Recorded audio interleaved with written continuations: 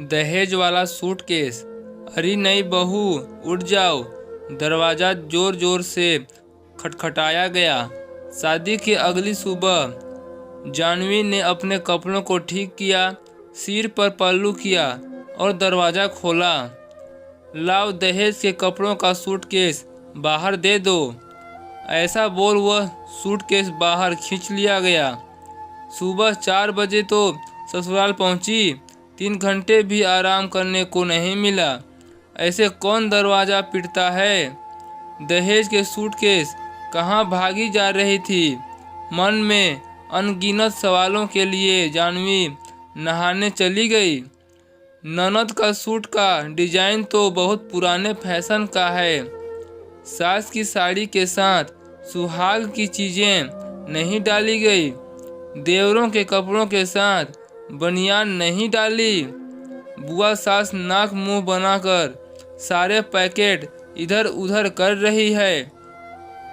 जानवी ने बाहर आकर देखा तो सारा सूटकेस खुल चुका था। एक दिन कपड़े में टिप्पणी दी जा रही थी जो हृदय में नस्तर की तरह चुभ रही थी। पर माँ के संस्कार, बेटी तेरे हाथों हैं, तेरे मायके की इज्जत, जिन्होंने मुंह खोलने न दिया। दहेज बनाने में एक बेटी के पिता के खून पसीने के साथ जाने जितने अरमान जुड़े होते हैं। छोटी से छोटी चीज को बनाने में अपने कितनी इच्छाओं को मन में ही मारा गया होता है।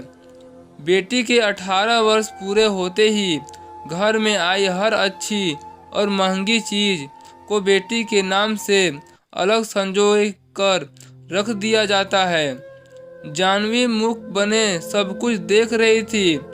जिस सूटकेस को बनाने में महीनों की मेहनत थी, उसकी हर चीज का मानो चिरहरण देख रही थी।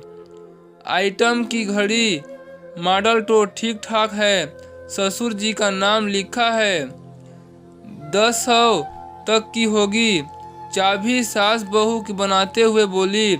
जानवी के पिता को सेवानिवृत्त होने के बाद दोस्तों से तोहफे में मिली घड़ी का निर्धार देखा नहीं जा रहा था।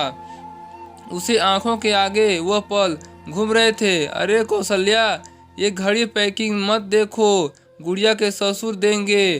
आपका बस चले तो सब कुछ गुड़िया को दहेज में दे दिए। तुम्हारे दोस्तों का तोहफा है, वो पूछने तो क्या कहोगे? कोई कुछ नहीं कहेगा। सब समझते हैं जवान बेटी का बाप है के लिए दहेज रखी होगी। तुम देखना, मेरी बिटिया की शादी में कोई कमी नहीं रहने दूंगा।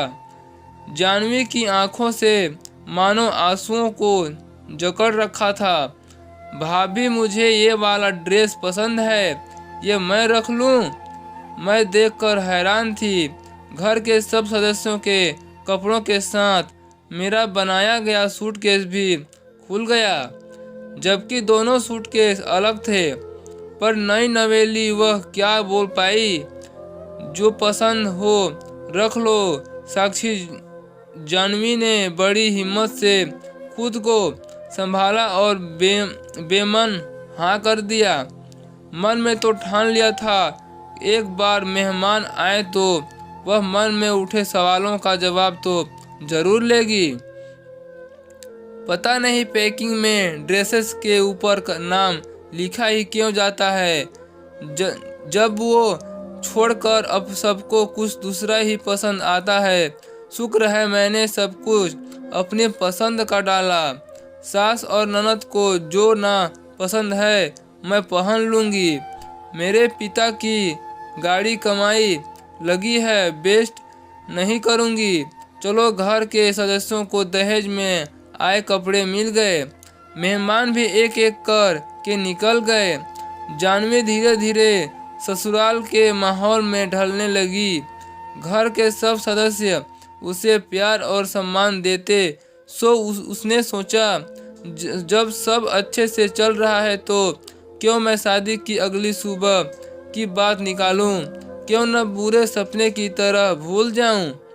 पापा ने सिखाया, भी तो है। तकलीफ देने वाले को उतनी तकलीफ दोगे तो आप में और उसमें क्या फ़र्क रह जाएगा। हाँ, मौका मिलने पर एहसास ज़रूर कराना चाहिए। शादी के ठीक 1 साल बाद ही जाह्नवी की ननद का रिश्ता हो गया। घर में तैयारियां शुरू हो गई। पुनः उन्हीं रिश्तेदारों के दर्शन हुए। विदाई के अगले दिन ननद का फोन आया।